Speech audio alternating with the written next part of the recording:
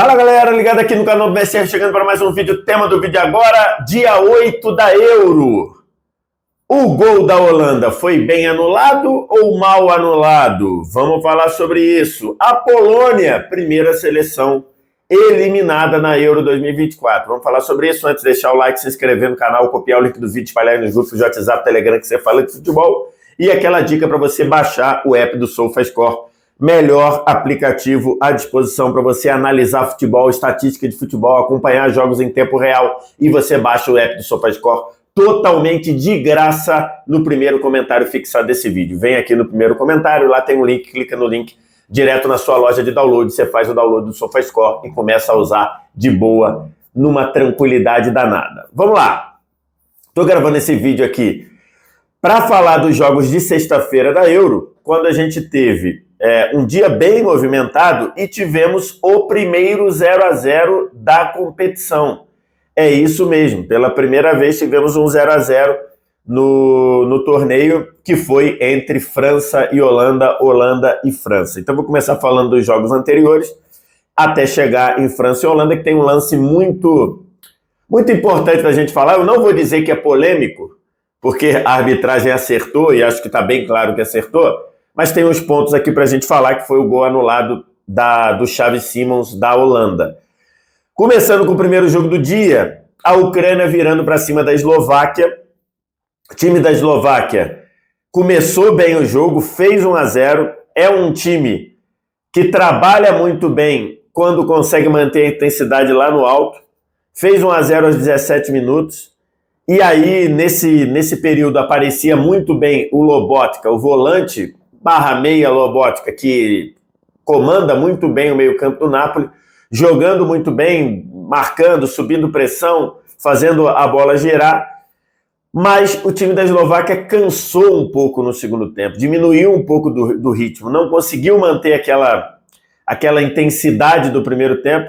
E aí, quando ele diminuiu um pouquinho o ritmo, quando não conseguiu pressionar, quando não conseguiu incomodar a posse adversária, acabou virando uma presa fácil para a Ucrânia, que voltou no segundo tempo um pouco mais agressiva, empatou o jogo depois de um desperdício de bola da Eslováquia, contra-ataque e um cruzamento que achou o Yarenchuk, que achou o Shaparenko na área aos 10 do segundo tempo, e a partir daí o time da Eslováquia morreu e o time da Ucrânia, sempre buscando um jogo mais direto, acabou virando o jogo aos 35 do segundo tempo com Yarenchuk.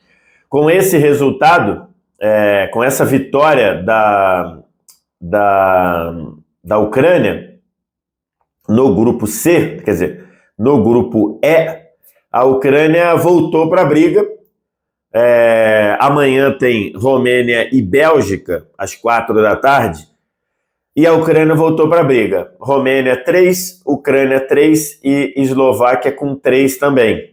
Então tá todo mundo ali na briga por essa vaga. Vamos ver o que vai acontecer, se a Romênia repete a boa atuação, porque pode ser que a Romênia já garanta a sua vaga amanhã, né? Pode ser, porque no final é Ucrânia e Bélgica, então a Eslováquia pode chegar a 6, a Ucrânia ou a Bélgica poderiam chegar, a Ucrânia poderia chegar a 6, poderia ter um tríplice empate com 6, mas aí ela classificaria, né? Então a Romênia pode, vencendo amanhã, classificar para as oitavas de final. Então amanhã tem Romênia e Bélgica. O segundo jogo do dia foi Polônia e Áustria.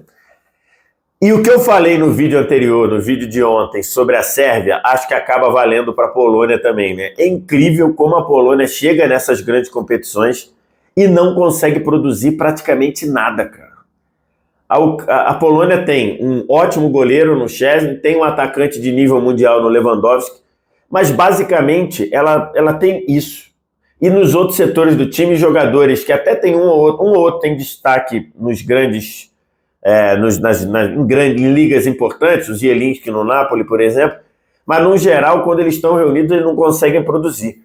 Assim, a Polônia pegou uma Áustria que joga muito bem, o Rafael Oliveira, inclusive, tem falado lá nas transmissões da Casé TV, né, da qualidade do time da Áustria, de como o time da Áustria sabe o que fazer, sabe como jogar o jogo de pressão, o jogo de intensidade, o jogo de se oferecer a todo momento para buscar um passe fácil. A Áustria, mesmo sem o Alaba, que na Áustria joga no meio campo, a Áustria tem conseguido fazer isso, dominado os adversários, já tinha jogado muito bem contra a França, acabou perdendo por 1-0, mas não merecia ter perdido, e hoje contra a Polônia ela dominou praticamente o jogo todo. Ela fez 1-0 logo no começo, aos 10 minutos, e depois a Polônia conseguiu ali embolar um pouco o jogo, empatou o jogo aos 30 com o Piontek sempre forçando muito o jogo aéreo, então acho que a Polônia só teve o jogo aéreo, então foi o melhor momento da Polônia do jogo, quando depois dela tomar 1-0 e ali durante um período de 30, 40 minutos que a Polônia usou muito a bola aérea, depois a Áustria no segundo tempo retomou o controle do jogo e de novo passou a dominar e assim fez o 2-1 com o Baumgartner aos 21 do segundo tempo e depois fez o 3-1 com o Arnautovic. Arnautovic fez o gol de pênalti do 3-1 e deu assistência para o Baumgartner e aí o jogo já estava definido. O time da Áustria, treinado pelo Ralf Rangnick,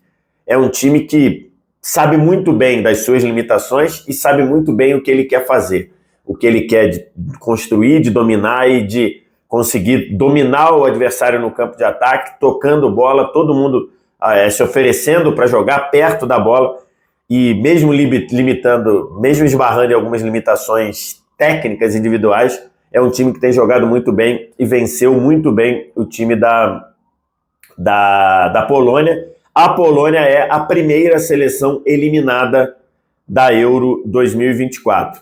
E aí o grupo D tá assim, ó.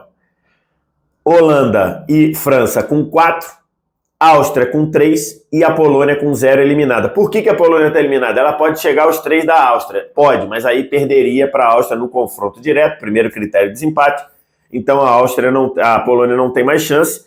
A Áustria agora vai brigar, pode brigar ainda por, eventualmente, até ser primeira, né? Se ela ganha da Holanda e a França não ganha da Polônia, a Áustria seria a primeira colocada. Mas a Áustria pode brigar aí por um ponto para ser uma das terceiras, pode brigar para ganhar da Holanda e ser segunda, depender de repente do que a França faça contra a Polônia, mas a Polônia está eliminada. E para fechar, no último jogo do dia, um França e Holanda, que eu gostei muito da seleção da Holanda, uma seleção com muita capacidade de construir na frente, contra uma França que hoje procurou muito o Griezmann por dentro na ausência do Mbappé. Aliás, a França ela não vence sem o Mbappé desde março de 2022. São 7 jogos seguidos que a França não vence quando o Mbappé não começa jogando. A última vez que o Mbappé começou no banco ou não jogou e que a França ganhou foi em março de 2022 contra a Costa do Marfim. De lá para cá, o Mbappé, se não joga ou começa no banco, a França não consegue vencer. Então hoje, sem o Mbappé, a França forçou bastante o jogo por dentro com o Griezmann. Griezmann fez um primeiro tempo bom, aparecendo para jogar, sendo uma opção de passe, aparecendo para finalizar na área. Mas acho que a Holanda, no geral, jogando bem e conseguindo construir muito no campo de ataque. E aí, no segundo tempo, uma opção ali do técnico da França, né, do Deschamps, foi colocar o Tchouaméni no lugar do Mbappé. Se você pega a escalação da França nesse jogo, quando não teve o Mbappé, quem entrou no meio-campo foi o Tchouaméni.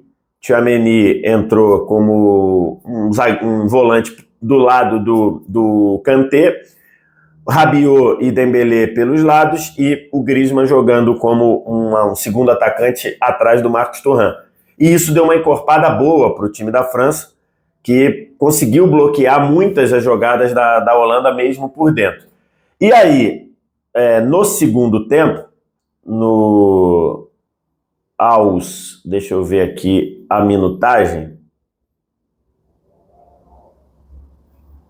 Já no meio do segundo tempo, teve o gol anulado da Holanda, o gol anulado na batida do Xavi Simons de dentro da área, depois de um bate-rebate, e o gol foi anulado por impedimento do Dumfries. O Dumfries estava na frente do goleiro Manhã, e aí o Bandeira ficou na dúvida do que marcar ali.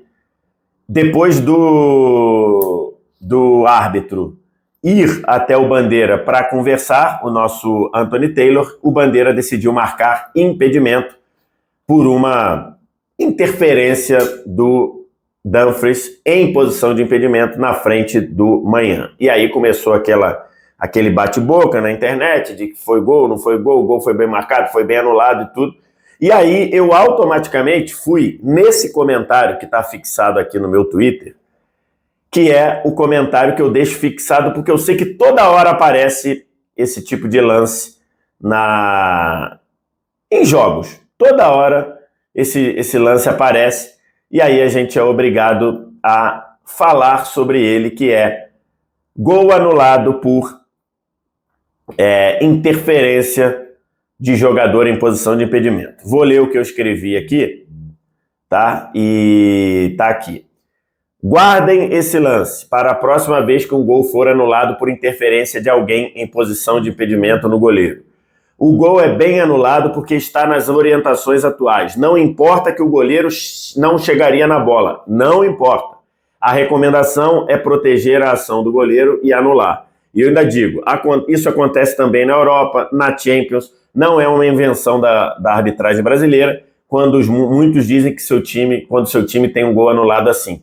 E na parte de baixo desse tweet tem um gol anulado do Real Madrid no jogo contra o Napoli, contra o Leipzig, que o gol foi na Champions que acabou agora. E exatamente o gol foi anulado por isso. O jogador do Leipzig estava no raio de ação do goleiro e o gol foi anulado porque ele estava em posição de impedimento, tá? E aí é isso. Você pode discordar ou não da regra, mas a forma como a orientação é dada aos árbitros é para proteger a ação do goleiro. E foi exatamente isso que foi feito na ação no Dumfries, no raio de ação do Manhã. Eu acho que a regra, ela em muitos momentos, ela acaba anulando o gol em que o goleiro teria pouquíssima chance de defender. Então eu questiono um pouco a regra. Mas o goleiro ter chance ou não de defender não está na orientação passada aos árbitros. Isso é irrelevante. Não é para dizer, essa bola foi lá na forquilha, o goleiro não podia fazer nada. Isso não está contemplado na análise do lance. O que é visto é se havia um jogador em posição de impedimento ou não no raio de ação do goleiro. E o Dumfries estava no raio de ação do Manhã. O Manhã, na hora que ele não pula no lance, ele já não pula e já indica o goleiro o Dumfries no raio de ação dele. Então, o árbitro, o Anthony Taylor, foi conversar com o Bandeira, e aí depois deles conversarem, a decisão de campo foi impedimento por jogador impedido no raio de ação do goleiro, e isso foi marcado no campo. O VAR ficou analisando e decidiu não chamar o árbitro. E tá ok não chamar. Por quê? Porque a decisão de campo é a decisão compatível com a regra. Anular o gol. Então, o VAR não chamou. Poderia ter chamado? Poderia. Até tem pessoas que trabalham no VAR que dizem que chamar o árbitro em situações assim reforçam, dão força à decisão. Porque muita gente hoje pergunta, mas o árbitro poderia ir lá ver de outro ângulo para ele mudar a impressão dele. Então, muitas vezes, comenta-se que nesses lances pode chamar o árbitro para olhar justamente para referendar, para dar força à decisão. Mas não precisa. O VAR olhou e falou, opa, eu julgo que tem interferência. O que foi marcado no campo? Foi marcado gol impedido. Foi marcado impedimento. Então já está ok e mandou. Então o gol da Holanda foi bem anulado. Foi bem anulado. Por mais que você discorde ou não da regra, não dá para discordar da aplicação da regra. Então o gol foi bem anulado, eu concordo também que o gol foi bem anulado, embora eu questione um pouco essa regra. Eu acho que deveria ter uma análise um pouco menos cravada de ter alguém no raio de ação do goleiro, porque às vezes, de fato, o goleiro não está na jogada. Mas é o que está lá, então o gol foi bem anulado. Esse é o ponto. A França, de novo, fazendo um jogo... Acho até que a França jogou melhor contra a Holanda do que jogou contra a Áustria, especialmente no primeiro tempo. Agora tem que ver como é que vai ser a questão do Mbappé, se o Mbappé volta ou não. Hoje ele estava à disposição no banco de reserva, não entrou. Tem que ver se o Mbappé vai estar à disposição para jogar contra a Polônia. Mas a França já tem 4 pontos. Então, ela e a Holanda, com 4, estão praticamente classificadas. Segundo os institutos ali de análise, a Holanda e a França têm 99%, até mais de 99% de chance de classificar com 4 pontos. Mas a definição vai ser na última rodada, e a Holanda acho que fez um bom jogo, um jogo bem interessante, em especial no segundo tempo, quando procurou mais o gol e teve mais oportunidades de ganhar do que a França. É isso. Neste sábado tem a avaliação dos outros jogos, inclusive do grupo dos jogos de Portugal. A gente deve ter um jogo fantástico entre Portugal e Turquia e vai ter vídeo aqui no canal, beleza? Agora aquela ajudinha, like, se inscrever no canal, sininho das notificações e, claro, baixar o app do SofaScore, primeiro comentário fixado no vídeo aqui embaixo. Só clicar, baixar o download, fazer o download do SofaScore e começar a usar o melhor aplicativo de estatística de futebol. Obrigado demais pela audiência, valeu, tchau!